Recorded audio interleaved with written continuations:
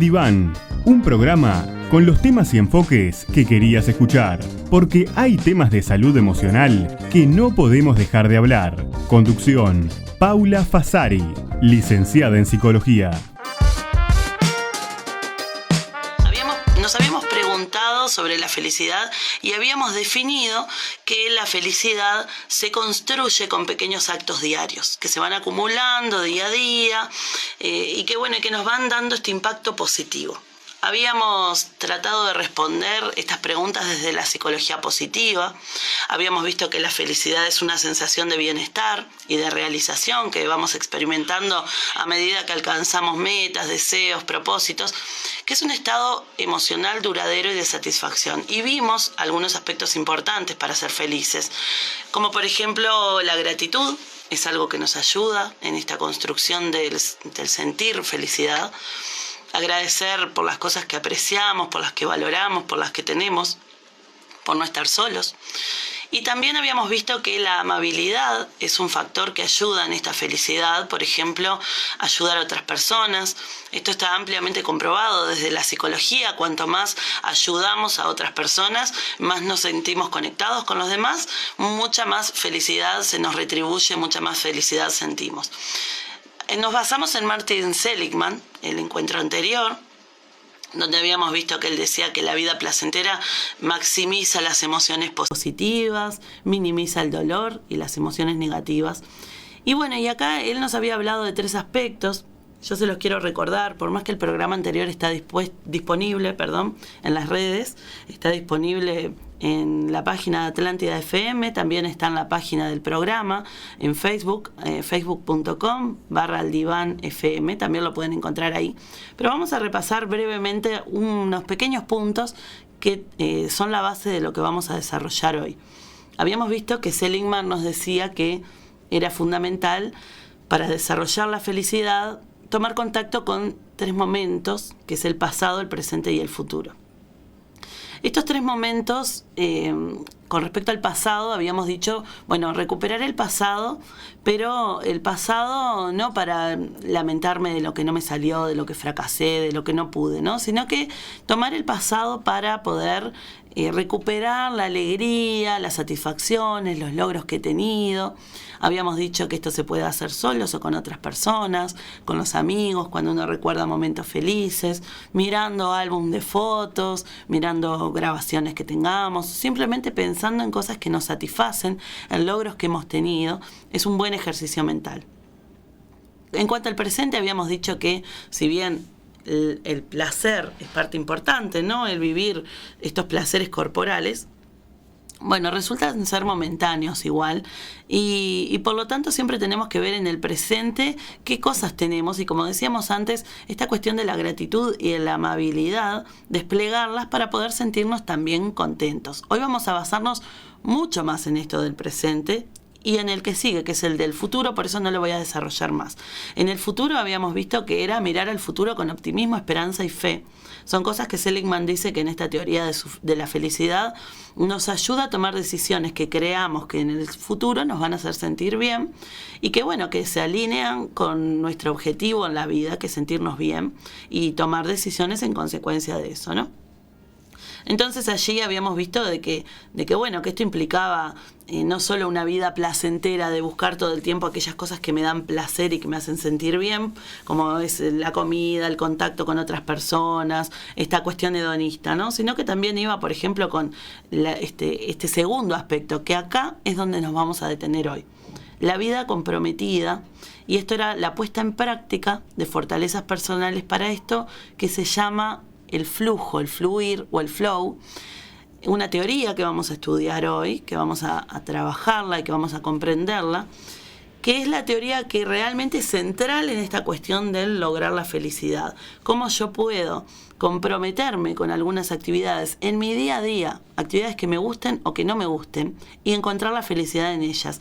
Vamos a trabajarlas y vamos a ver en detalle de qué se trata esto. Habíamos dicho en el encuentro anterior que se trataría de un estado mental en el cual estamos completamente inmersos en una actividad que ejecutamos, donde el tiempo parece que se nos va volando. ¿Vieron esos momentos en los que uno dice, ¿cómo se me pasó el tiempo? Estaba absorto en esta tarea. Y donde tenemos también la satisfacción de haber completado una tarea, haber cumplido un objetivo que nos habíamos puesto. Bueno, hoy vamos a trabajar un poco sobre este tema, vamos a hablar acerca de cómo lograr este estado de fluir, este estado de flujo, cómo esto nos hace posible una vida más plena y más feliz, cómo hace surgir emociones positivas y bueno, y cómo da, como decíamos en el encuentro anterior, una vida más significativa, donde se le encuentra el sentido a nuestra vida. Había un oyente que en el sábado pasado decía, creo que el sentido de la vida no hay que buscarlo porque uno se pierde buscándolo y bueno, y al final no hace ni una cosa ni la otra. Bueno, y habíamos enunciado en aquel momento que lo que se trata también a veces es algo mucho más simple de lo que uno piensa.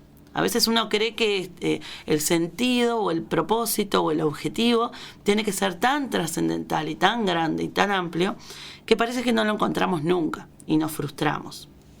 Bueno, y habían llegado algunos mensajes al respecto del tema anterior, del programa anterior, que quiero compartir con ustedes hoy, donde, por ejemplo, Miriam decía, cuando era joven tenía idealizada la felicidad. La vara estaba tan alta que era inalcanzable. El tiempo me mostró que tener una familia sana, con valores, hijos y nietos que son buenas personas, ya eso es alcanzar un estado de felicidad. O sea que ella nos estaría hablando un poco desde la experiencia, donde al principio podía pasar esto que mencionábamos, ¿no? Pensás que la felicidad es algo tan de un estado de éxtasis y de una cosa tan allá arriba que parece que nunca llegás a alcanzarla. Y la experiencia, como dice el dicho, ¿no? Más sabe el diablo por viejo que por diablo. La experiencia nos hace mirar las cosas desde otro lugar. Nos hace ver que hay otras cosas que son importantes y que nos dan una satisfacción enorme y no las que al principio pensamos. En el sábado anterior hablábamos, a veces las personas creen que la felicidad está dada por el dinero, pero hoy vamos a comprobar un poco más sobre esto, de que no tener dinero nos complica un poco la felicidad, es cierto, porque cuando estamos pasando hambre, penurias, preocupaciones, pero tenerlo no nos garantiza la felicidad, entonces va por otro lugar. Joana decía, nos saludaba por el programa, felicitaba, así que le mandamos un beso a ella también, y decía, ser independiente, ver a tu familia feliz, que nadie te moleste, para mí eso es la felicidad, cuando sos dueño de tu vida sin tener que quedar bien con los demás y ser uno mismo. Ella aquí estaría rescatando el concepto de ser auténtico, ¿no? Y este concepto de quitarle importancia a lo que los otros piensen sobre mí y que mis decisiones sean libres. El concepto de libertad es un concepto clave en cuanto a esta cuestión de ser feliz. Recibíamos también un mensaje de Amelia, que ella saludaba por el programa, decía que los sábados no siempre lo podía escuchar y felicitaba por el programa, así que le mandamos un beso grande también y les recordamos eso, que siempre los programas los tienen disponibles para repasarlos, porque estos son temas que a veces en un encuentro, bueno, yo lo puedo pensar y voy focalizando en algunas cosas que se dicen y me ayuda a pensar algunos temas como no los pienso en mi día a día. Pero de repente después en otra aproximación al mismo programa puedo encontrar otras cosas a las que no había prestado atención y que también son importantes, así que recuerden que están por allí. Tenemos algunas opiniones más al respecto de este tema de la felicidad. Reina, por ejemplo, decía, la felicidad está sobrevalorada. Aparte de estar distraídos en la supuesta felicidad de otros, nos puede pasar que ignoremos la que podríamos tener enfrente. Reina rescata este tema que mencionábamos hace unos momentos. La felicidad no es estado de éxtasis. No necesita de ese estado de éxtasis, aunque lo puede incluir. Entonces, a veces pensar que eso es a lo que tengo que llegar nos hace frustrar porque uno no puede vivir en un estado de éxtasis continuo, no es realista creerlo. Y muchas veces hay personas que buscan esto, por ejemplo, en la pareja. Y si ese estado de éxtasis no permanece más allá del primer tiempo, como debe ser en esta etapa del enamoramiento, sienten de que, bueno, que entonces ya no somos felices juntos. Entonces, qué importante es reflexionar sobre estos aspectos y darnos cuenta de que la felicidad es algo mucho más simple de lo que a veces pensamos, ¿no? Carlos decía también, la felicidad, como yo la entiendo, es esos momentos en los que te sientes cómodo y a gusto con la vida. Muy interesante lo que dice Carlos, porque realmente sí, hoy vamos a ver que es sentirse cómodo y a gusto con la vida. Es algo tan simple como estar conforme con quién soy, dónde estoy y cómo vivo mi vida. Y si no lo tengo eso hoy, lo puedo lograr. Y hoy vamos a trabajar las pautas para ver cómo yo lo puedo lograr. Que no implica conformismo, porque vamos a hacer esa diferenciación. No implica de que, bueno, que yo me voy a conformar con lo que tengo porque tengo que ser feliz con lo que tengo.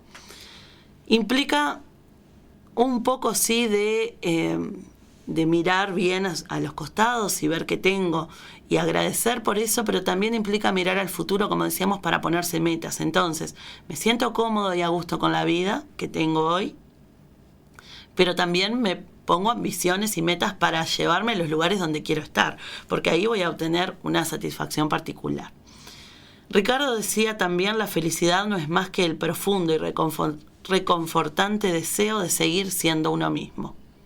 Bueno, qué frases, ¿verdad?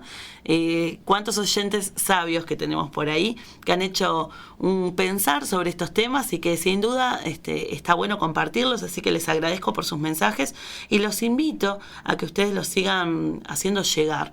Nuestras redes vamos a recordar para quienes quieran compartir este tipo de ideas que les surjan a través de lo que vamos a plantear hoy, donde vamos a pensar hoy cómo es posible llegar a este estado de flujo, que vamos a ver de qué se trata, cómo es posible llegar a esto, cómo esto me lleva a sentirme feliz con la vida.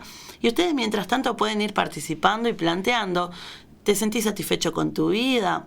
¿Te ha pasado en otros momentos de no haberte sentido satisfecho con tu vida y tuviste que hacer ciertos cambios?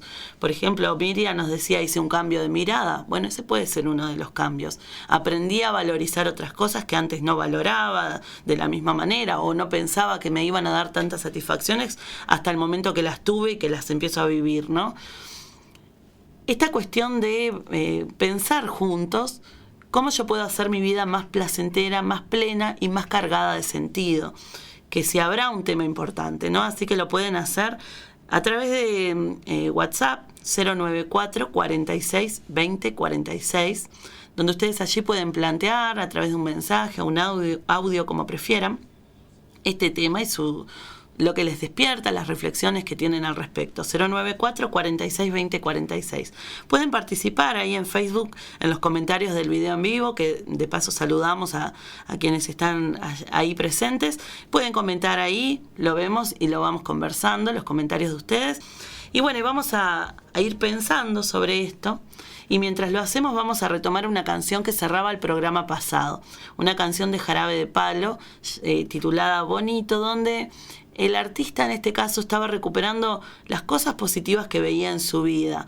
Y también en esta letra como que valora y dice que qué bueno aquellas personas que pueden encontrar lo bonito en su vida. Vamos a escucharlo mientras los invito a ir pensando y a que empecemos a construir juntos este camino que vamos a hacer hoy en el diván.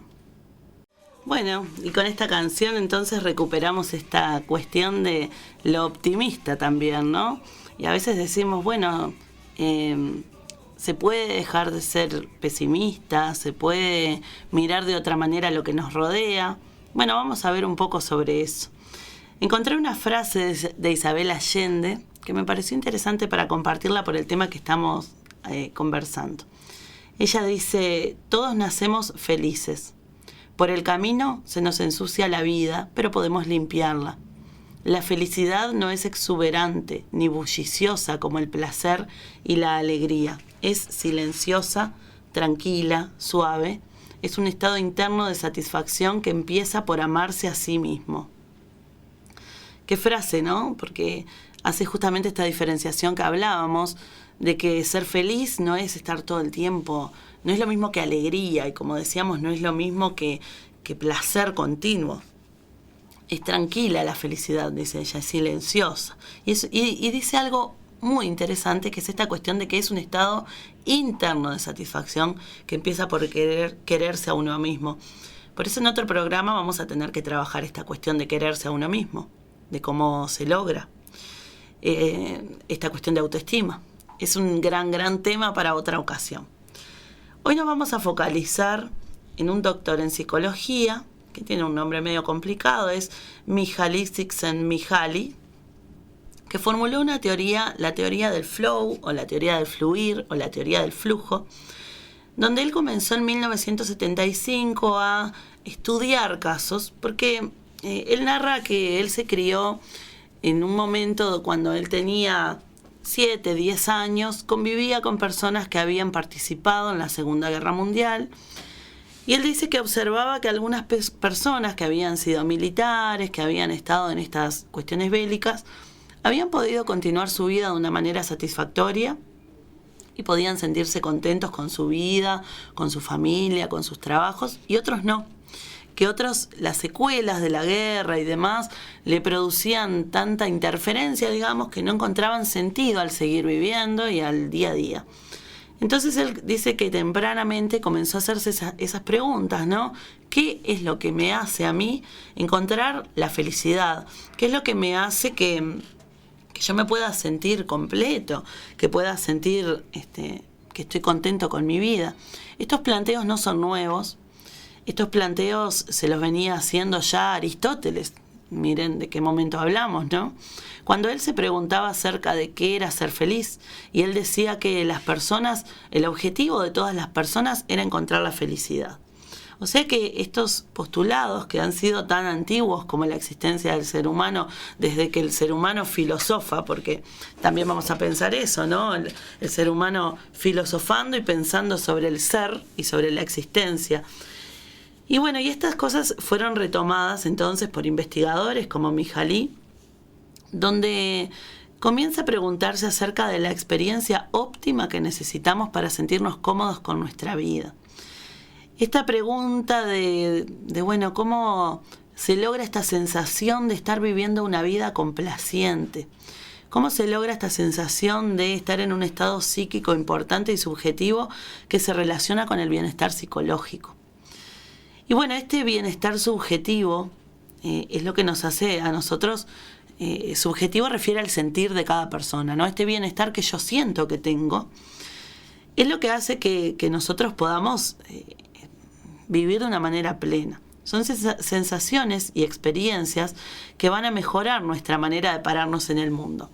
Esas sensaciones y experiencias, si no son de bienestar, pueden llevar a múltiples problemas, como por ejemplo lo depresivo, la angustia, la ansiedad. Entonces tenemos que intentar desarrollar sensaciones positivas que estén presentes en el transcurso vital. Entonces él empezó a estudiar un poco a ver qué hacía a la gente feliz. ¿Cómo se podía decir de que las personas llegaban a este estado de estar felices y conformes con la vida que están viviendo, con metas y con objetivos y con ambiciones, pero esta sensación de estar contento con quién soy, dónde estoy y qué tengo? Entonces empezó a estudiar en 1975, antes en realidad, porque él en 1975 publica este artículo, el primero sobre este tema, y bueno, continuó haciéndolo después.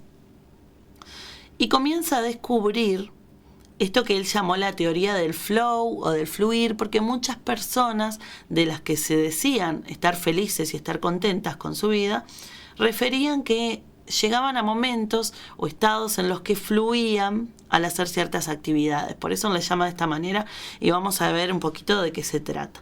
Esto que decíamos hoy de comenzar a profundizar en estos conceptos.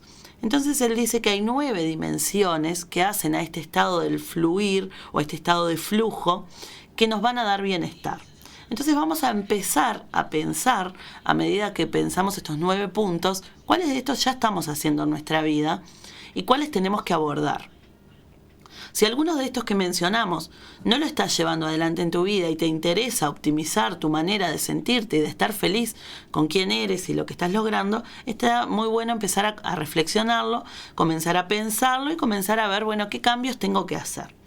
Lo primero que Mihaly nombra como parte de este estado de flujo es el ponerse metas claras. Esto es básico, ¿verdad? Esto es pensar qué quiero y después los caminos que me voy a trazar para esto. Hay personas que no saben lo que quieren. Entonces ahí empezamos con el pie izquierdo. Tenemos que tratar de definir la meta. ¿Qué quiero lograr? También sepamos que hay metas de diferente tipo. Hay metas que son a corto plazo y hay metas que son a largo plazo. focalizar la energía en el objetivo y pensar que una meta a largo plazo va a requerir de ser distribuida ese camino en etapas. Que si yo, por ejemplo, mi meta es escribir un libro, yo no me puedo frustrar porque esa meta no lo alcanzo en un día. Yo voy a hacer un poco un día, otro poco otro día. Cada día me tengo que poner un objetivo con respecto a ese día que quiero lograr para la meta que yo tengo a largo plazo. Pero ¿qué quiero ese día? Voy a centrar mi atención en la acción que voy a realizar, en qué objetivos me tengo que focalizar. Las metas claras son importantes porque constituyen un pilar fundamental para concentrarnos en este estado de flujo. Sería complicado centrarse en una actividad si no sé bien qué es lo que tengo que hacer o si no tengo una retroalimentación de cómo me está saliendo.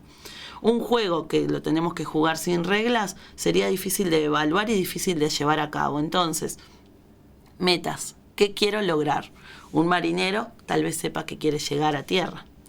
Un médico, un cirujano, sabe que quiere finalizar esta cirugía con tales resultados. Una persona que está en una línea de trabajo de una fábrica sabe cuál es su objetivo del día. Después vamos a ver que ustedes pueden decir, bueno, sí, pero ¿cómo me produce felicidad estar en una línea de trabajo de una fábrica? ¿Cómo yo podría encontrar felicidad y fluir en algo que parece que no es una actividad placentera? Vamos a trabajarlo también, vamos a ir viéndolo. Pero entonces, el primer paso es establecer metas. Yo siempre sugiero que estas cosas, a veces más que pensarlas nada más, intentemos ponerlas por escrito, porque no es lo mismo lo que yo pienso un poco desordenado en mi cabeza que cuando yo lo visualizo. Las personas somos 80% visuales. Entonces, yo puedo hacer una lista de cosas que me gustaría lograr. Ahora, ojo con las metas. Hay algo que tenemos que preguntarnos con respecto a estas metas. ¿Qué pasa si yo me pongo la meta quiero ser millonario? Bueno, esa es una meta que ya de anticipado yo puedo comenzar a pensar ¿qué me va a producir este camino? ¿Me va a producir satisfacciones o me puede conflictuar? Porque me estoy poniendo una meta que es muy difícil de poder concretar. No es imposible, pero es una meta difícil de poder concretar. Entonces, tratemos de escribir metas que sepamos que pueden ser alcanzables. Y también, sobre todo, que estas metas puedan ser alcanzadas con recursos internos que nosotros tenemos, que no dependa de un recurso externo. Por ejemplo, yo puedo decir, bueno, yo quiero participar en un concurso de... Bueno, que ahí lo competitivo establece a esto del objetivo y de la meta, ¿no? Me voy a anotar en un concurso para diseñar, por ejemplo, un afiche artístico, por poner un ejemplo, ¿no? Voy a diseñar algo. Entonces, si yo, la única meta es ganar, tiene que estar ahí, ¿no? Porque participo, obviamente, para ganar el premio. Pero no puede ser la única meta que me satisfaga. Entonces yo tengo que tener distintas metas en el camino donde no dependan de lo externo, por ejemplo del jurado que va a analizar ese afiche que yo hice y va a decir si está bueno o no y si cumple los requisitos o no. Entonces tienen que ser cosas que no vengan de lo externo sino de lo interno, cosas que en estas metas yo pueda decir, bueno, me motiva, esto me gusta, estoy copado o copada con esta actividad. Es una meta que yo puedo desarrollar mi capacidad personal en ella. Me puedo concentrar, donde al realizar esta actividad voy satisfaciendo algunas metas en el camino, me concentro en esto, pongo mi energía en esas cosas, lo voy llevando a cabo. Son metas claras que tienen una motivación. Esas metas me motivan. Si yo no tuviera metas no sabría, a qué apuntar, ¿no? O sea que tienen que haber metas. Hay que aprender a ponerse metas correctas, como decíamos. Y esta cuestión de escribirlas, de tenerlas por escrito, de ponerlas como un recordatorio, los objetivos, las metas que tengo, es algo muy positivo. Me ayuda a concientizarme mucho más y a predisponerme mentalmente a lograrlo. Estas metas también estaría bueno diferenciar metas para el hoy, metas a corto plazo y metas a largo plazo. Capaz que esa meta a largo plazo se subdivide en muchas metas pequeñas que yo empiezo a ver, todas estas me ayudan a caminar a este objetivo mayor que tengo, pero que poco a poco voy desarrollando. O sea que ese sería el primer caso, dice Mihaly, para comenzar en este estado de flujo, empezar a fluir en nuestra vida de una manera satisfactoria. Necesita de estas capacidades que yo me voy a empezar a desarrollar a través de del establecimiento de metas. ¿Cuál es el segundo punto en este estado de flujo? Dice Csikszentmihalyi. Bueno, la necesidad de feedback o de retroalimentación. Esto quiere decir que yo me pongo una meta y bueno, empiezo a caminar para esa meta para poder lograrla, ¿no? Pero para motivarme necesito ir viendo que me da buenos resultados. O sea que estas metas también deben prever cómo voy a saber si lo que estoy haciendo está bien. Esta acción, para que sea exitosa, yo tengo que comenzar a medirla. Entonces acá hay algunas cosas concretas y hay otras que son más difíciles de medir. Por ejemplo, si mi objetivo es, como decíamos, escribir un libro, yo a medida que completo cada capítulo tengo esta retroalimentación. Lo logré, hice un capítulo más. Pero puede ser más pequeño. Qué bien me quedó este párrafo. Ahora, si yo, por ejemplo, soy pintor y lo que quiero hacer es una obra donde exprese un concepto, tal vez, como el pintar está muy relacionado con el sentir, o la danza puede pasar lo mismo. Quiero representar a través de la danza una emoción. Tal vez yo no los tengo todo claro desde un principio cómo va a ser todo el proceso o qué paso seguir. Pero a medida que voy dando cada pincelada o que ensayo cada movimiento, voy encontrando esta retroalimentación que me dice, vas bien, este es el camino, esto lo estás logrando, es lo que querías mostrar. Entonces, este trabajo que yo voy haciendo, caminando en esa meta, tiene que haber una manera también de poder ver esta dimensión de cómo lo estoy haciendo. Y que eso yo lo pueda monitorear yo, que no necesite de expertos que me digan lo estás haciendo bien o mal. Que sea algo que en mi proceso, a mí mismo me devuelve un mensaje de si me satisface el camino que estoy recorriendo, ¿no? La forma en que lo estoy haciendo. Ya la autorretroalimentación entonces no necesita de expertos. Csikszentmihalyi dice que este tipo de personas consiguen interiorizar criterios de juicio y llegan a poder darse a sí mismos información sobre el resultado de su trabajo, sin necesitar, como decíamos, de los expertos. Es evaluar y reevaluar. Entonces, por ejemplo, vamos a suponer, volvemos al ejemplo de trabajo en una fábrica, en una cinta donde es un trabajo en serie y a mí me toca apretar tornillo, por ejemplo. Bueno, ¿cómo encuentro en esa actividad tan tediosa en apariencia? ¿Cómo encuentro en esa actividad tan poco creativa una meta y cómo encuentro una retroalimentación positiva? Bueno, tal vez ese día yo me puedo proponer, mi meta del día de hoy es lograr en menos tiempo más productividad. Entonces yo puedo medir al final del día si lo logré o no, si eso es lo que quiero. Capaz yo digo, mi meta del día de hoy es que mientras aprieto este tornillo voy a estar escuchando una música que me gusta y voy a disfrutar de ese momento. Y eso es una meta válida. Y puedo medir si ocurrió eso realmente. ¿Lo pude hacer? ¿Cómo me sentí? ¿El tiempo se me hizo eterno? ¿O lo pude disfrutar?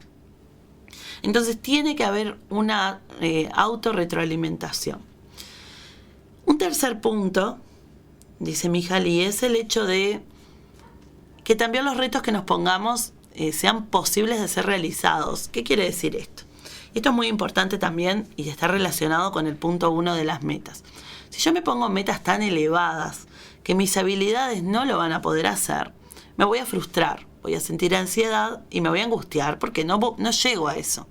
Por el contrario, si las metas que me pongo son tan básicas, tan fáciles y mis habilidades ya están tan desarrolladas para poder lograr eso, me va a aburrir porque no tiene desafío, no tiene gracia. Entonces acá, por ejemplo, podemos poner el ejemplo de alguien que está aprendiendo a jugar al tenis. Y al principio, su desafío, que es algo que se plantea y que quiere hacer es, pegarle la pelota con la raqueta para empezar y después que la pelota pase por encima de la red. Bueno, ese sería un primer desafío. Cuando yo lo logro, me siento súper contento, lo logré. Pensemos en los niños, sino cuando están aprendiendo a andar en bicicleta.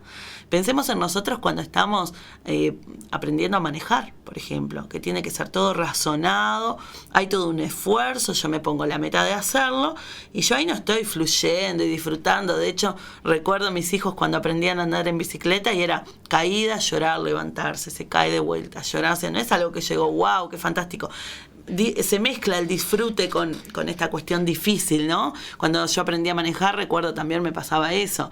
Me daba calor, nervios, todo, pero también la satisfacción de poder hacerlo, ¿no? De que uno se puso una meta y lo empieza a hacer. Entonces estos primeros retos tienen que ser acordes a mis habilidades del momento. Una vez que yo ya tengo, por ejemplo, puedo pasar la pelota por encima de la red, el siguiente reto podría ser jugar contra otra persona. Ahora, si esa otra persona que yo elijo para que esté frente a mí tiene 10 años de experiencia jugando al tenis y ya es profesional y yo no lo soy, me va a pasar eso. El reto va a ser tan enorme que me voy a frustrar, no voy a poder hacerlo de una manera que me lleva a este estado de flujo, de satisfacción, porque bueno, me estoy enfrentando a algo que me termina frustrando enormemente. Entonces, ajustar las habilidades, los retos a las habilidades personales es una tercera dimensión bien importante. Porque el desafío, como decíamos entonces, tiene que enfrentarme a una actividad que se ajuste a mis habilidades en ese momento, pero que las desafíe a mejorar. Porque si no me desafía a mejorar en nada, entonces, en ese sentido, me quedo estancado, ¿no? Y puede llevar a esto que decíamos del aburrimiento o de que, que no tiene gracia para la persona hacer esa actividad, ¿no? Tiene que haber una predisposición ahí donde la persona se siente cognitivamente motivada, feliz y eficiente, ¿no? Si los retos y habilidades son muy bajos, puede haber esa apatía que decíamos. O sea que tiene que haber un equilibrio entre competencias personales y retos. Csikszentmihalyi también habla de un cuarto punto para conseguir este estado de flujo, que es la concentración en la actividad. Y esto para muchas personas es muy difícil, y más en el mundo interconectado en el que vivimos, donde hay estímulos continuos en todas partes, donde todo es un bombardeo de información. A veces llegar a esta concentración en la actividad es muy difícil y hace que la gente se frustre y abandone, que la gente deje la tarea y que después se sienta frustrada porque abandonó la tarea porque no se pudo concentrar. Es una de los más centrales conceptos, el de la concentración en la actividad, y depende de la atención, como decíamos, ¿no? Esta concentración en la actividad me hace acordar un poco a la película Soul de Pixar, que se las recomiendo enormemente, que la puedan mirar. Es de dibujos animados, pero como todo lo de Pixar está hecho en dibujos animados, y uno lo mira y dice: qué contenido que tiene, que no es tanto para niños sino para grandes, ¿no? Donde habla de esta concentración y de este flujo, de meterse en esa línea del flow, de encontrar quién soy, gozarlo, ir por ahí y entregarme a esta actividad placentera, ¿no? Entonces, en esa película se muestra esto, ¿no? Cuando desaparece el yo en esta experiencia del flow, donde yo llego al éxtasis, o sea que el éxtasis forma parte de este fluir. El músico que refiere, por ejemplo, que cuando está en cierto momento de su actividad, su cuerpo desaparece. El científico que entró a un laboratorio y no se dio cuenta que se le pasó el día investigando algo que lo tiene súper entusiasmado. La persona que se puso a arreglar las plantas en su hogar y quitar, malezas y cambiar macetas y fijarse cómo está tal planta y tal otra, y se le pasó el tiempo en esa actividad, empezó a fluir en esa actividad. El dibujante que se puso a dibujar y perdió nociones del tiempo. Quien cocina y se queda entusiasmadísimo en esa tarea, le gusta probar sabores, aromas, y se pierde un poco en esa tarea y empieza a fluir. Todas las actividades nos pueden hacer fluir, aún, y esto es bien interesante, aún aquellas que no nos gusten. Por ejemplo, tengo que entregar un trabajo para mi universidad, o soy estudiante y tengo que entregar un trabajo, o para mi trabajo tengo que hacer un informe. Y concentrarme es fundamental, sin duda, para obtener un buen proceso, ¿no? Para obtener un buen producto de lo que yo quiero hacer. Y a veces yo me meto en esa actividad y me concentro, por más que sea algo que yo no le elijo, como, voy a pasar mi tiempo haciendo informes, o voy a pasar mi tiempo haciendo un trabajo para la facultad. Pero cuando yo me meto en esa tarea y logro este punto de la concentración y empiezo a fluir en esa tarea y empiezo a salir y empiezan a surgir ideas y lo empiezo a desarrollar y me gusta cómo va quedando, ahí yo empiezo a fluir. O sea que yo puedo fluir incluso con las cosas que no las elijo como un hobby. pero sin duda que las cosas que elijo como un hobby me ayudan a fluir mucho más. Este cuarto punto de la concentración implica que yo domine, que piense y que intente generarme un ambiente propicio para la concentración. Apago la televisión, controlo la iluminación que tengo, me fijo de no tener hambre ni tener sueño, ese tipo de cosas, ¿no? Pero también es verdad que cuando la persona está en este estado de flow, de fluir, de éxtasis, pierde un poco también a veces esta cuestión de lo corporal, en el sentido de que no me acordé de comer, se me pasaron las horas y no me di cuenta que ya era la hora de comer. Me entusiasmé tanto con esto que no me acosté a dormir a la hora que me acuesto siempre. Se me pasó el tiempo porque estaba tan metido en esto que me desvelé. Ese tipo de cosas, ¿no? Entonces yo salgo de mi cuerpo en cierto sentido y me meto en esa actividad que me hace desaparecer la figura del yo en este sentido, se dice desde la psicología, y que catalogamos como éxtasis. Cuando me pasa esta experiencia, yo estoy en el flow. O sea que lo podremos identificar nosotros en nuestra vida. Seguramente nos pasó muchas veces esto de sentir que estoy en este estado, ¿no? Pero este estado a veces me puede pasar por casualidad, pero yo lo puedo generar también. Entonces, la idea del programa de hoy es justamente pensar esto, que yo tengo que generarme los ambientes y los espacios para encontrar cada día algo de esto. Cada día. Y no tiene que ser todo el día. Yo no puedo estar todo el día en un estado de flujo, pero sí que cada día me proporciona este tipo de experiencias. Y esto vamos a ver que tiene su relación con lo biológico, con lo neurológico, porque cuando yo logro esto, aparecen una serie de cosas que me hacen que yo me sienta bien, y las vamos a ver después cuáles son. En quinto lugar, dice este autor, la unión de acción y conciencia es fundamental. Esto quiere decir de que, como decíamos, se separa el tiempo, parece que pasó el tiempo muy rápido porque estoy en una acción que me hizo fluir. Entonces, en esta acción que yo estoy llevando adelante, la conciencia hace que esta acción se vuelva espontánea, pero también yo tengo que estar consciente de qué procesos y qué acciones debo tomar para llegar a esas acciones que me desafían y que me ayudan a entrar en un estado de flujo, como decíamos. En sexto lugar, dice este autor, necesito tener un control potencial. Esto significa que cuando el individuo está en este estado de flujo, no tiene miedo al fracaso, porque las habilidades que está desarrollando están ajustadas al reto que está tratando de cumplir en ese momento. Entonces no le produce ni miedo ni ansiedad, y hay un equilibrio entre los desafíos que se provocan y las habilidades que tengo que desplegar. Entonces el reto está en correcto equilibrio. Esto me hace tener un control de la situación. Esto hace que mis destrezas y mis retos eliminen el miedo al fracaso, que yo tenga la convicción de que tengo el control de la situación. Por más que estoy fluyendo, ¿no? Tengo el control de la situación. Y, por ejemplo, Csikszentmihalyi dice, los escaladores, por ejemplo, insisten en que sus lisas paredes son más seguras que las calles de Chicago, porque en la cara de la roca pueden prever con exactitud cualquier eventualidad, mientras que el cruzar la calle en Chicago está a merced del destino. O sea que en esto nos muestra esto de que uno, cuando está frente a esta tarea que uno domina, y que uno siente que lo desafía, pero que lo puede hacer, uno encuentra allí este control potencial. Yo, por ejemplo, no podría sentir este control potencial si me pongo a escalar, porque no es algo que sepa hacer. Por eso va también en la actividad que cada persona está desarrollando. Se genera una pérdida de autoconciencia, es el séptimo punto, donde este estado hace que la autoconciencia desaparezca y, como decíamos, la actividad está allí en ese fluir, la energía física y psíquica está puesta ahí en esa tarea y se desvanece por ese tiempo otras cosas. Por ejemplo, en ese momento que yo estoy en este estado de flujo, en este éxtasis que encuentro en una tarea que me saca como de realidad, yo no estoy pensando en los problemas que tengo, en la discusión que tuve, en una pérdida. No estoy pensando en cosas que me duelen. En ese momento estoy dejando fluir. Y al dejar fluir, como dice este autor, el ego se desvanece para dar paso a la concentración. En octavo lugar, él habla de la percepción alterada de lo espacio-temporal. Que esto es algo que ocurre, ¿no? En este estado las horas pueden parecer minutos, y en otras ocasiones al revés. Se me hizo muy corto el tiempo para algo que para mí lo disfruté, pero también me puede pasar lo contrario si yo no estoy disfrutando, que se me haga eterno algo que no duró tanto, ¿no?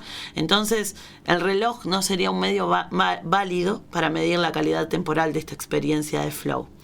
Hay una canción que los invito a escuchar mientras seguimos pensando el tema, una canción de Queen, Don't Stop Me Now, no me detengas ahora, porque dice la canción, me siento vivo, el mundo lo pondrá al revés, estoy flotando en éxtasis, así que no me detengas porque lo estoy pasando bien, pasando un buen rato.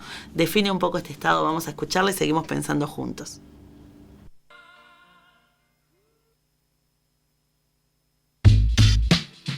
¿Sabías qué? El dato interesante del día.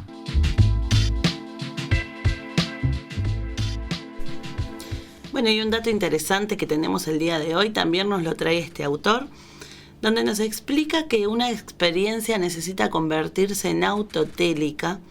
Y esto significa significa yo y telos meta. Esto quiere decir de que cuando yo me puedo establecer estas metas que decíamos, para que un proceso sea placentero, necesito establecerme metas posibles de ser realizadas. Y el dato interesante es que cuando lo logramos, cuando voy haciendo estas actividades interesantes, estas actividades que me dan este placer de que lo pude lograr, mi sistema endocrino produce endorfinas y serotoninas. La recompensa obtenida del mismo acto hace que mi sistema endocrino comience a producir estas hormonas que me producen este estado de sentirme feliz. Obtengo la recompensa mientras lo hago y no antes ni después. Lo obtengo mientras lo hago. Pero acá nos podríamos hacer una pregunta importante. Podríamos decir, bueno, pero ¿toda experiencia autotélica es una experiencia de flujo? Por ejemplo, me drogo. Es una experiencia que me produce endorfina, serotonina, placer instantáneo. El tabaquismo, los atracones de comida. Este tipo de cosas son experiencias autotélicas de placer instantáneo, pero ¿son realmente experiencias de flujo? Bueno, no lo son, porque siempre la experiencia, para que se transforme en autotélica realmente, deben ser potenciadoras y no limitantes. Entonces, para que nuestro organismo produzca estas endorfinas, esta serotonina, para que nuestro organismo desarrolle este placer que va más allá de sentimientos, sino desde lo hormonal, tenemos que buscar actividades que me proporcionan una recompensa mientras lo hago. No antes de hacerla ni después de hacerla. No espero a ver qué pasa después de hacer esta actividad, sino que la disfruto mientras la estoy haciendo. Y a su vez, que para mi organismo sea algo potenciador y no limitante, y para mi subjetividad también. Cuanto más autotélica es la experiencia, más cercano estaré a un estado de flujo. Cuanto menos autotélica sea mi experiencia, más lejano estaré de este estado de fluir. Este dato interesante tomémoslo en cuenta. Busquemos en nuestro día a día las actividades que yo puedo realizar que me llevan justamente a hacer este tipo de cosas, a producir en mi organismo la satisfacción instantánea por reafirmarme lo estoy haciendo bien. Y que esto, como decíamos, no solo surge desde un sentir, sino también desde lo neurológico y desde lo hormonal. Este es el dato interesante entonces del día de hoy.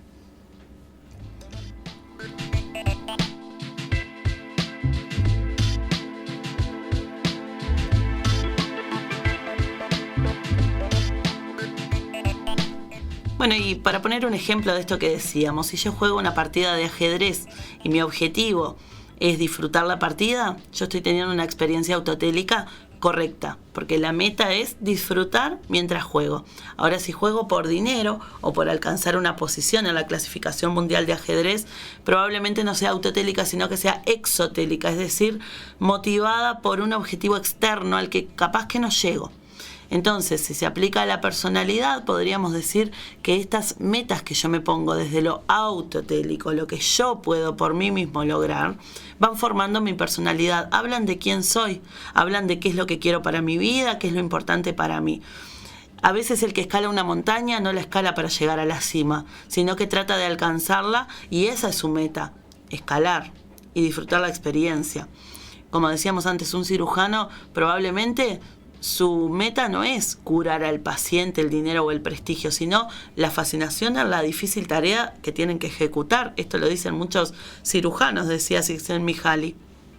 Es decir que estas personas autotélicas no necesitan poderes materiales, fama, comodidad, porque gran parte de las actividades que realizan ya les son gratificantes. Estas personas experimentan un fluir en su trabajo, un fluir cuando están en una comida familiar o con un vínculo social, cuando hacen actividades solos o juntos con otros. Son personas independientes de las gratificaciones externas, y esto es fundamental, que no tiene que venir un otro a decirme qué bien que lo hice, cuánto valgo. Esto por eso decíamos se relaciona a la autoestima, ¿no? Sino que ya estas personas ya no pueden ser manipuladas con amenazas o con recompensas externas, porque la propia recompensa la encuentra el individuo en su manera de desarrollar esa actividad y en la satisfacción que le produce el hacerla. Se encuentran implicadas estas personas en todos los que le rodea y están en esta corriente, en este flujo que mencionábamos antes. Entonces, bueno, si vamos a sintetizar un poco lo que hemos trabajado en este programa, podríamos decir entonces que un primer paso para estar satisfechos con nuestra vida y para lograr esto a lo que llamamos felicidad es tener metas posibles de ser alcanzadas, objetivos concretos, ponerlos por escrito, visualizarlos, ver la manera en que todos los días vamos a trabajar un poquito por lograr algo de eso. Esto requerirá concentrarnos, como dijimos, en forma plena en estas metas claras. Necesitaremos controlar nuestra atención para llegar a esta concentración. Si tengo metas claras, voy a tener retroalimentaciones directas que me van a decir por dónde están mis éxitos, en qué cosas estoy fallando y puedo ajustar mi comportamiento. Actuamos sin esfuerzo, concentrados, sin preocupaciones cuando estoy en este estado de flujo. Tengo que encontrar estas tareas que me llevan a olvidarme de las cosas, ¿no? Estoy transitando un duelo y lo que me pone contento es arreglar mi jardín. Bueno, vamos a arreglar mi jardín porque también es salud, no quiere decir que estar mal no es válido. Pero también yo tengo que encontrar estos lugares donde fortalezco un poco mis sentimientos, ¿no? Y mi estado del humor.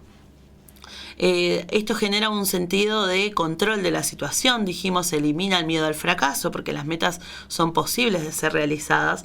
Desaparece la preocupación por las cosas externas. Salimos un poco de este caos que estamos siempre de preocuparnos por cosas que ocurren. Y vamos a este estado entonces de fluidez donde la energía física y psíquica está involucrada en una tarea y donde nos desvanecemos en esta concentración. El tiempo se altera en estos momentos, el tiempo pasa rápido, olvidamos cosas como, bueno, dormí menos, comí menos, porque estaba tan enfrascado en esta tarea que me gusta que el tiempo se me pasó rápido. El flujo sobreviene cuando se produce un equilibrio entre desafíos y tarea que me propongo. Es posible de realizarlo, no me resulta demasiado fácil ni demasiado complicado. Y hay una frase de Isaac Asimov que dice, tal vez la felicidad sea esto, no sentir que debes estar en otro lado, haciendo otra cosa, siendo alguien más. Esta complejidad entonces de sentirnos realmente que estamos donde tenemos que estar, que puedo encontrar placer en las pequeñas cosas de mi vida, que me tengo que poner metas, y a veces estas metas la estrategia va a ser dividirlas en pequeñas partes, cada una de las cuales van a tener distintas dificultades, pero van a tener menos, van a ayudarme a ordenar esto y van a tener cierta duración cada una, donde yo puedo progresar y dar solución a mi meta poco a poco todos los días. Si hago esto, si poquito a poco camino por esas metas, mi cerebro libera dopamina al completar cada tarea. Entonces allí sí va la frase, divide y triunfarás. Yo tengo que dividir la meta para poder triunfar. Entonces, de esta manera, las circunstancias externas no definen la felicidad. Es un proceso interno que nos va a proporcionar una vida llena de riqueza y significado. El próximo sábado vamos a hablar del autoboicotearse. Porque también hablamos de un montón de cosas, ponerse metas, concentrarse. Bueno, vamos a pensar la próxima, ¿por qué hacemos esto y cómo podemos dejar de hacerlo? Autoboicotearme en las metas que me propongo. Los invito entonces a estar allí el próximo sábado a las 12:30 horas. Nos vamos a despedir ahora con un tema de Katrina and the Waves, Walking on Sunshine, que es una canción pum para arriba, ya que estamos hablando de la felicidad. Nos despedimos con ella. Nos vemos la próxima semana. Gracias por estar ahí.